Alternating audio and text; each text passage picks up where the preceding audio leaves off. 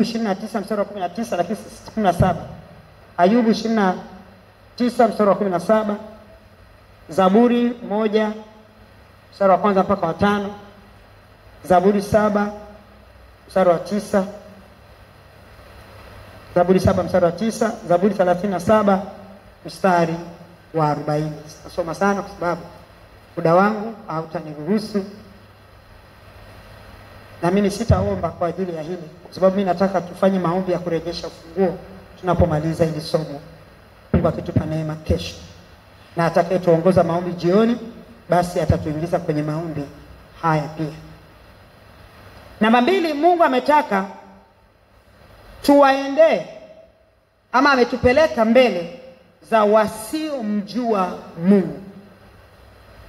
Kwa watu ambao wasiomjua Mungu. Sasa hawa watu hawamjui Mungu pamoja kwamba ni watu wa Mungu.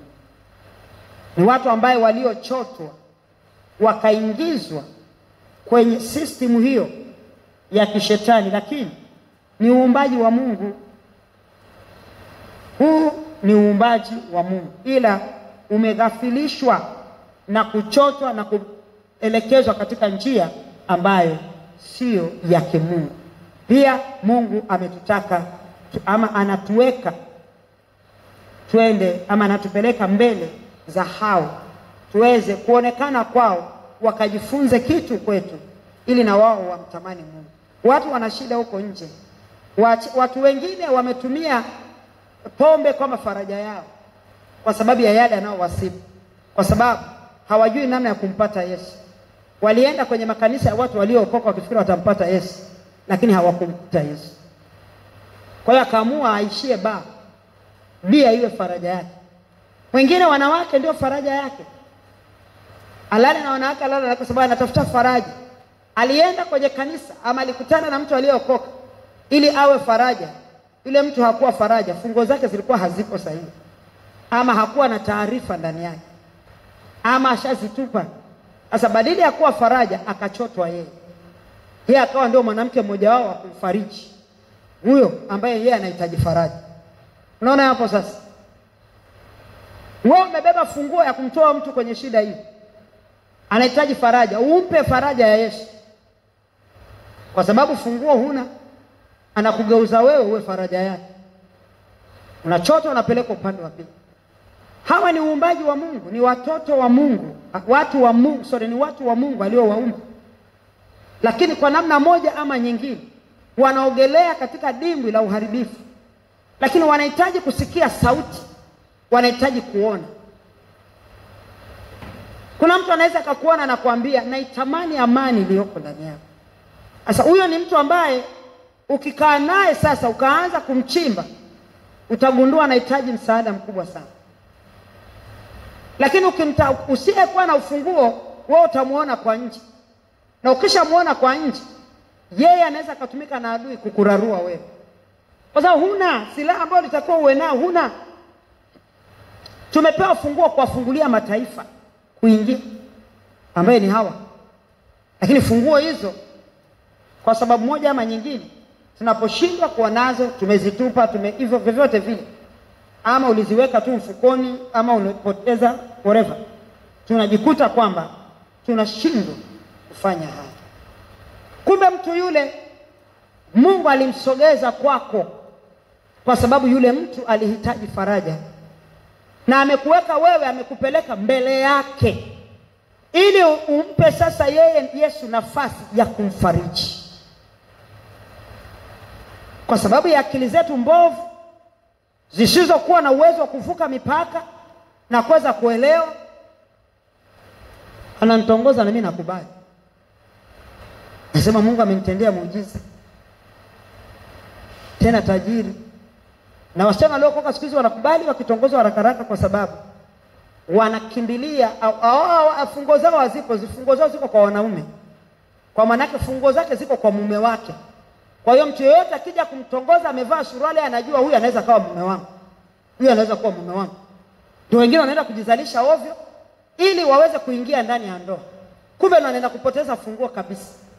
Yesu anatoka pale anasema anashindwa ajue afanye nini. na tupa funguo huko, unakokotwa na shetani. Lakini anatupeleka mbele za wale wasiomjua Mungu, ili tuwafanye wamjue Mungu wa kweli. Yesu alikuja na alirudi akasema, Yohana 17 amesema, Yohana 17 amesema, alikuwa na maombi yake kwa ajili yetu akimwambia Mungu. Anasema mstari wa kwanza, maneno hayo aliyosema Yesu, akainua macho yake kuelekea mbinguni akasema, Baba, saa imekwisha kufika, mtukuze mwanao. Kwa nini alidai atukuzwe? Huu ni ujasiri. Hatusemi kwamba kwa sababu alikuwa ni Yesu, alikuwa amevaa mwili, lakini ni ujasiri wa kutimiliza kusudi. Ni ujasiri wa kutumia ufunguo vizuri. Asema saa imekwisha kufika, mtukuze mwanao, ili mwana wako naye akutukuze wewe, kama vile ulivyompa mamlaka juu ya wote wenye mwili, ili kwamba wote uliompa awape uzima wa milele. Yesu alipewa kazi ya kuja kuwapa watu uzima wa milele. Alitolewa mbinguni akaletwa mbele ya wasiomjua Mungu, ulimwengu, ili ulimwengu uweze kumjua Mungu wa kweli. Na Yesu hapa anasema saa imefika sasa, mtukuze mwanao, kwa sababu ile kazi ulinipa, funguo nimeweza kufungulia vizuri. Wale ambao ulionipa sijampoteza hata mmoja, isipokuwa yule mwana wa uovu ambaye ni Yuda aliyemsaliti.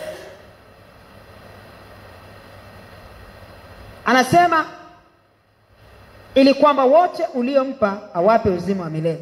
Na uzima wa milele ndio huo, wakujue wewe Mungu wa pekee wa kweli, na Yesu Kristo uliyemtuma. Mimi nimekutukuza duniani, hali nimemaliza kazi ile ulionipa niifanye.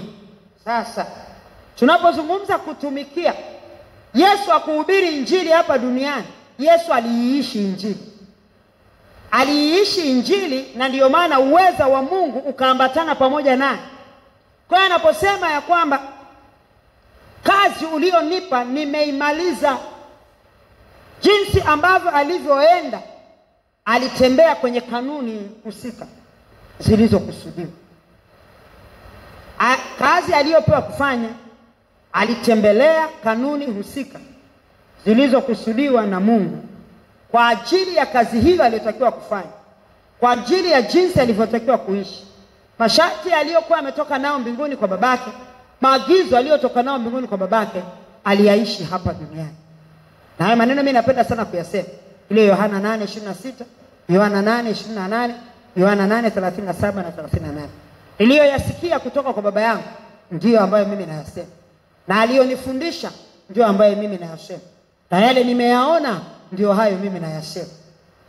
Sasa tukija tukikuta sisi tuliookoka tuko tofauti, sisi tubishana naye, tuwawezaje siku ile ya mwisho kusema Bwana, eti leo Bwana anakuambia unaondoka? Paulo aliambiwa anaondoka, akamwambia Timotheo, wewe na kuachia kazi, mimi wakati wangu kumimina umefika.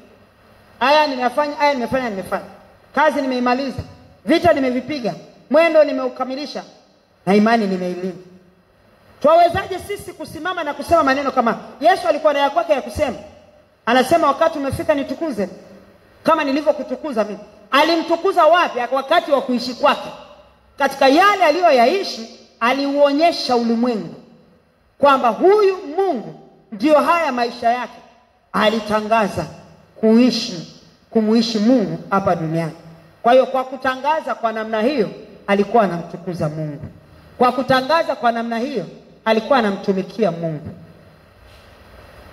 Kwa sababu wale watu waliokuwa wanakaa karibu yake walimfuatilia na wakaenda naye kutokana na yale ambayo waliyaona katika maisha yake, na katika yale ambayo sasa yalionekana yakidhihirika kwake, kwa sababu yalidhihirika yakiwa yamebeba kusudi. Hivyo pengine nafikiri tutakuja kuviangalia kesho sababu ya muda, kwamba kwa nini walimfuata. Kwa hiyo tunaona anasema mimi nimekutukuza duniani hali nimeimaliza kazi ile ulionipa niifanye. Nani anaweza kaondoka duniani na maneno ya ujasiri namna hii? Ni yule ambaye amekubali kuyaishi hayo, amekubali kumuishi Mungu. Na tusiseme Yesu peke yake, ndio maana tunatoa na mfano ya Paulo. Yeye alikuwa ni mtu, lakini anasema ni wakati wa kumiminwa kwangu umefika. Mungu atusaidie, na hivi ndivyo ambavyo tunatakiwa tuweze kuwa. Bwana Yesu atusaidie sana. Lakini tuweze kuyaishi haya, tunahitaji kuwa na funguo zetu mkononi, ambaye tutaziona, tutazizungumzia kesho. Nafikiri zitatuingiza kwenye maombi. Asema, na sasa Baba, unitukuze mimi pamoja na wewe kwa utukufu ule uliokuwa nao pamoja nawe kabla ya ulimwengu kuwepo. Utukufu ule uliokuwa nao kabla ulimwengu kuwepo. Jamani, Waefeso anasema yeye alituokoa, alipofufuka, alifufuka pamoja na sisi. Na Yesu alipofufuka, hakufufuka na mwili wa duniani aliokuwa anaishi nao. Alifufuka na mwili wa utukufu. Maana yake alirudia enzi ya jinsi yake. Na ndiyo maana ilikuwa ngumu kusogeleka, kushikwa. Na jinsi ambavyo alivyokuwa dakika hizo za mwisho ama wakati wa mwisho kabla ya kupaa kwake, na jinsi alivyokuwa kabla ya kufufuka kwake, walikuwa ni watu wawili tofauti waliobeba kaliba mbili tofauti, jinsi mbili tofauti. Huyu huku alikana watoza ushuru, alikana hawa na wale. Huyu wa huku anasema usiniguse. Kitu gani kinamfanya anasema usiniguse? Ni ule mwili wa utukufu usiochangamana na uovu. Sasa Yesu alisema hivi, na hapa anamwambia baba yake. Nataka kuelezea sentensi ya mwisho, mimi nimalize. Anasema mstari wa 5, na sasa Baba, unitukuze mimi pamoja nawe. Maana yake ni nini? Sasa niweke kwenye ile nafasi ambayo Bwana ulinikusudia nikae kabla hujanituma duniani. Uniweke hapo sasa nikae. Anasema kabla hujanituma pamoja nawe kabla ya ulimwenguni kuwepo. No. Unitukuze mimi pamoja nawe kwa utukufu ule niliokuwa nao pamoja nawe kabla ya ulimwengu kuwepo. Mimi nimeshasema na darasani nimefundisha kwamba tunaposema habari za wokovu, tunazungumza habari za kurejeshwa katika ule uumbaji. Uumbaji ambao ulikuwa umebeba mwili wa utukufu. Na Yesu hapa anazungumza sasa, anasema arejee sasa kwenye ile nafasi. Mungu amtukuze sasa, amweke kwenye hiyo nafasi. Kwa nini? Kwa sababu kazi aliyotuma kuja kuifanya ameikamilisha, kumrudisha mtu kwenye ile nafasi ya utukufu. Kwa hiyo sasa yeye arejeshwe sasa kwenye ile nafasi ya utukufu, akae na huyo mtu pale. Ndio anasema sasa kwenye ile Waefeso sura ya 2, alipofufuka, alifufuka pamoja nasi, akatuweka tukae pamoja naye pale mahali pa juu pasiri penye utukufu wake. Kwamba sio kwamba mimi kuna picha nataka tuipate. Sasa naona kama vile muda mimi nitashukuru tu Mungu nipate hizi dakika 3 nieleze hiki vizuri. Kuomba tutaomba kesho, atatuongoza anayeongoza maombi jioni, sijui ni nani leo.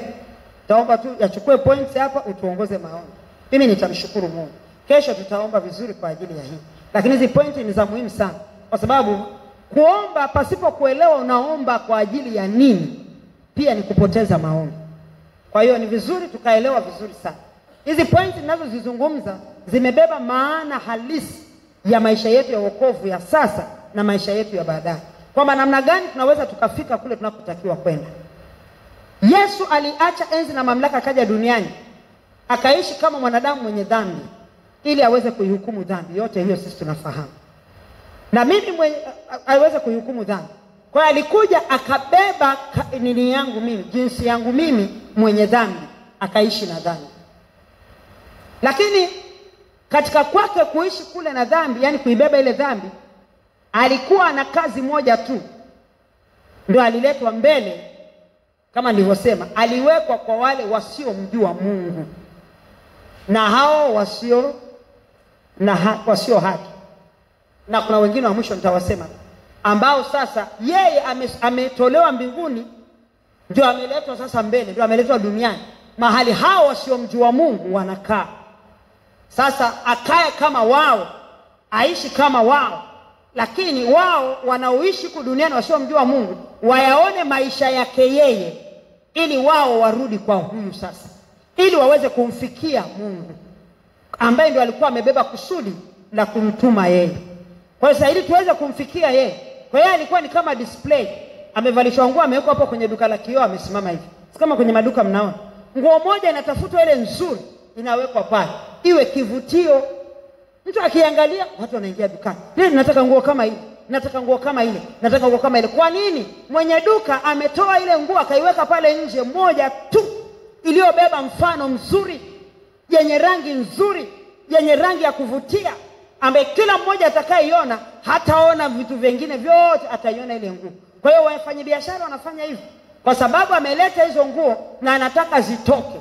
Hiyo ndio namna anatangaza. Kwa hiyo Yesu akatangaza kwa namna hiyo, akawekwa hapo mbele ili watu ulimwenguni sasa wamuone yeye na wamkimbilie yeye. Sasa yeye wakati wake amefanya hilo, amejidisplay kweli, ameenda mpaka amefikia kwenye mauti ya msalaba, mpaka akashinda kwenda kuwatoa wale watu ambao walikuwa wameshikiliwa kule kuzimu.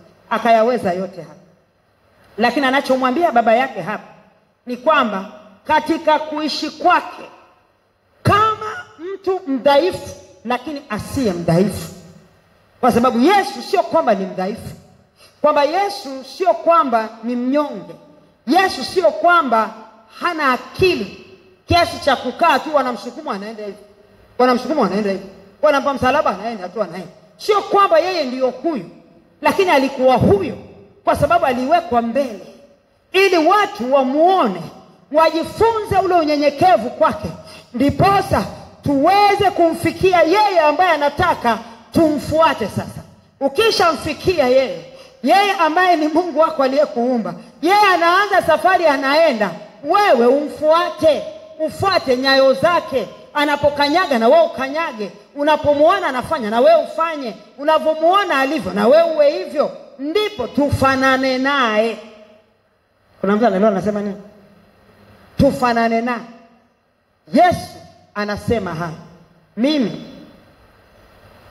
nimekutukuza ulimwenguni, nimekutukuza katika ulimwengu, sasa na wewe unitukuze mimi, kwa sababu anasema na sasa Baba unitukuze mimi pamoja nao kwa utukufu ule uliokuwa nao pamoja, niliokuwa nao pamoja nawe, kwa utukufu ule niliokuwa nao pamoja nawe kabla ulimwengu kuwako. Sikiliza nikueleze.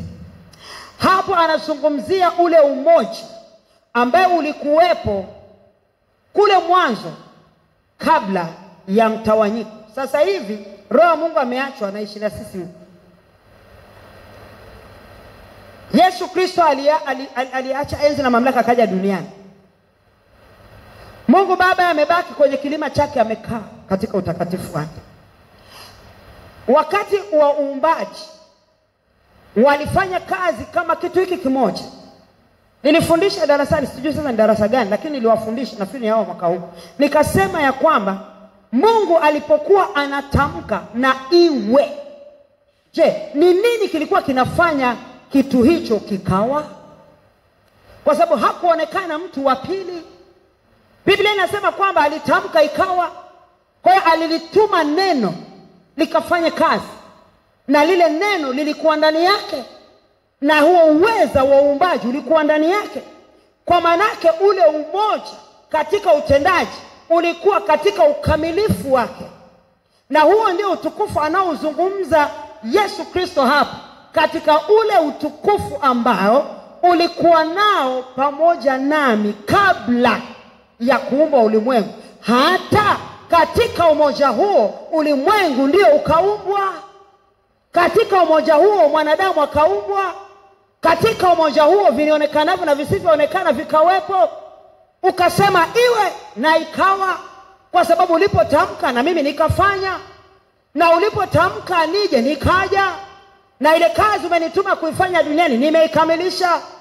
Nimeada kuikamilisha, sasa nirejeshe kwenye ule utukufu, ili nirudi kule mahali ambapo nimewarudisha kule mwanzo, kwenye ule uumbaji uliobeba utukufu wako, kwenye ule uumbaji ambao ulikuwa unakaa na Adam na Hawa pamoja mkizungumza, kwenye ule uumbaji ambao ulikuwa unaweza kumtembelea Adam na Hawa na kuzungumza nao bila kuwa na kizuizi. Nirudishe sasa katika utukufu huo ambaye nitakaa ndani yako na mimi nitakaa na wao nikiwa hapa duniani katika roho, wakiwa wanaishi katika mwili, lakini mimi nikiishi na wao katika roho, ili waweze kuyaishi yale ambayo nimewapa, kwa sababu hawataweza kuyaishi nisipokuwa pamoja nao.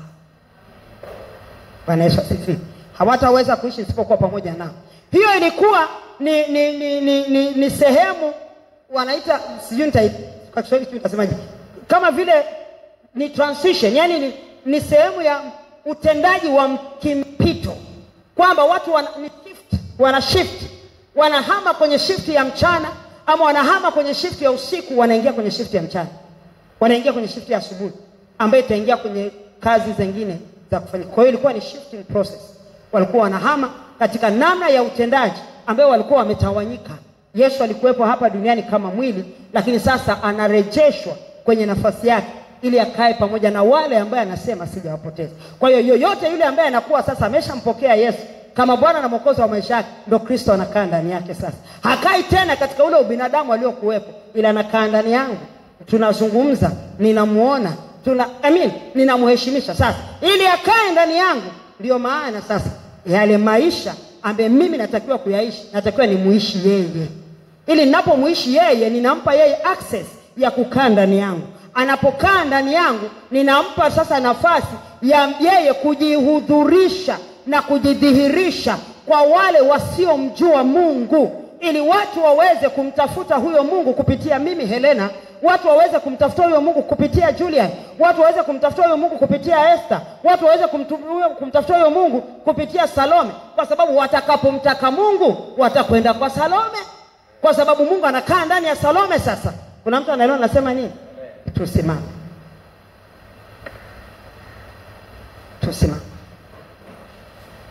Bwana Yesu, tuko mbele zako watoto wako. Hii ni siri ya pekee na ya ajabu ambayo Bwana umeifunua kwetu, na sisi tunatamani kuiishi siri hii. Ulisema siku zako zinapofika utaenda ukifunua moja hata lingine kwa kusudi la kuwasogeza watoto wako karibu nao. Tunapokuwa tunaendea mwisho wa safari yetu, twajiweka wakfu mikononi mwako Bwana. Tumeweka mikono yetu kwenye vifua vyetu Bwana, kwenye mioyo. Bwana Yesu, uliwekeza funguo zako katika moyo, ili yale ambayo umeweka katika ile hazina, mahali ambapo ndio kwenye makao yako, tuweze kuyatumia hayo na kuweza kufungua yale malango ambayo yaliyokuwa yamefungwa katika maisha yetu, yakatuweka katika kulia, yakatuweka katika kunung'unika, yakatuweka katika kukukosea hata wewe. Siku ya leo Bwana, asante kwa ajili ya utangulizi huu, asante kwa ajili ya siri hii. Nami Baba ninakusihi sasa, kama tulivyoweka mikono yetu kwenye vifua vyetu, naomba moyo wa kila mmoja Bwana ukauguse kupitia mkono wake, ukawekeze hazina ya ufahamu juu ya siri hii, ili Bwana chochote ambacho kilichokaa katika moyo kama kizuizi, Bwana ukakifungue na kukiondoa, ili Bwana inapofika mwisho wa maombi haya, Bwana Yesu ukatufunulie siri ambayo tunakwenda kuishi nayo katika funguo hizo, ili tuweze kufikia ile hatima ambayo Bwana ulikusudia kwetu. Ninamweka kila mmoja, nafsi zetu tunaziweka tukizisogeza katika madhabahu yako Bwana Yesu. Yale tusiyoyajua unaweza ukatufundisha tena na kuyajua kupitia Roho yako Mtakatifu akae ndani yetu, ambaye ndio kiunganishi wetu na mwalimu wetu na msaidizi wetu na mshauri wetu na kiongozi wetu. Tunaomba neema yako ikatoshe kwetu anapotufundisha na kutuelekeza namna gani ya kuweza kuishi, ili tuondoke katika mazoea tuliyoyazoea kuyaishi na kuweza kuishi sawasawa na mapenzi yako. Umetamani kwa muda mrefu kujifunua kwa kanisa lako, lakini Baba, tumekuwa tukikuzuia kwa sababu wengine funguo zetu tulizitupa, wengine hatujui hata tuliweka wapi, wengine zilipotea, wengine tunazo lakini hatujui hata maana yake ni nini. Tulibeba funguo hatukujua maana yake nini, hatukujua kazi yake nini. Lakini leo Bwana, kama jinsi ulivyoomba kurudi kwenye ile nafasi ya utukufu ambayo ulikotoka hapo ukaja ulimwenguni kuturejesha sisi hapo, basi Bwana, tunaomba mabadiliko haya ukayafanya ndani yetu, tuweze kukaa pamoja nao katika eneo hilo la utukufu, sawa sawa na neno lako kwenye Waefeso sura ya 2 mstari wa 5 na wa 6. Tunakushukuru kwa uaminifu wako, katika jina lako Kristo Yesu tumeomba na kushukuru, na wote tuseme amen.